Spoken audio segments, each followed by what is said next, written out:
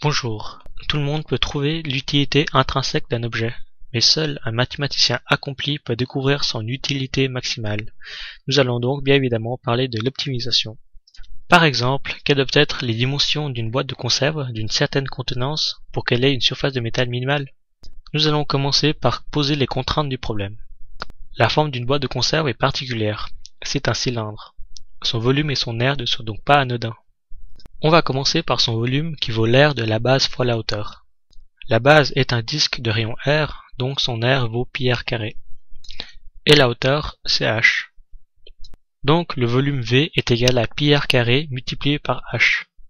Maintenant, calculons son aire. Pour cela, il faut décomposer le cylindre en trois parties dont on peut calculer plus facilement les deux extrémités et le tronc. Les deux extrémités sont les disques dont on a déjà calculé l'aire. Et le reste n'est rien d'autre qu'un rectangle qui a comme largeur la hauteur du cylindre et comme longueur la circonférence d'un disque qui vaut 2πr. L'aire du tronc vaut donc 2πr fois h. L'aire A vaut la somme des trois parties, c'est-à-dire 2 fois les deux extrémités, πr², plus le rectangle 2πrh. Le but local de notre vie est de trouver une équation de l'aire par rapport à une seule variable. Mais le problème, c'est que nous avons deux variables, r et h. Nous allons donc prendre l'équation du volume, sortir une variable, puis la substituer dans l'équation de l'aire, puisque c'est la fonction d'une aire que l'on cherche à obtenir. On va choisir de manière tout à fait arbitraire h, qui vaut v sur πr² d'après l'équation du volume. On la substitue dans l'autre équation, on simplifie, et on obtient enfin notre r en fonction du rayon. Maintenant, il faut savoir quand est-ce que cette fonction est minimale. Pour cela, il faut la dériver, puis trouver ses zéros.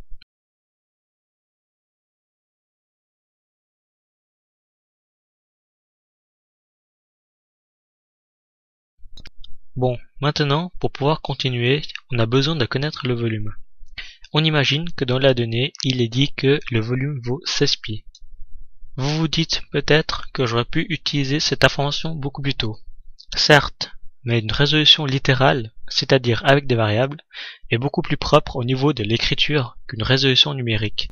On a moins de chances de se tromper dans les calculs, et on peut plus facilement réutiliser notre raisonnement pour un autre problème.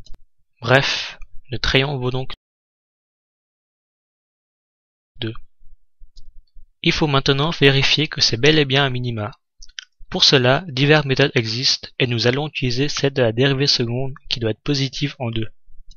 Ce qui est le cas, donc l'aire est minimale lorsque le rayon vaut 2. Mais qu'en est-il de la hauteur? Pour cela, on se rappelle que h est égal à v sur πr² et on trouve que la hauteur vaut 4. On a donc résolu ce problème d'optimisation en trouvant qu'une boîte de conserve qui a une contenance de 16 pi a une surface minimale lorsque son rayon vaut 2 et sa hauteur vaut 4.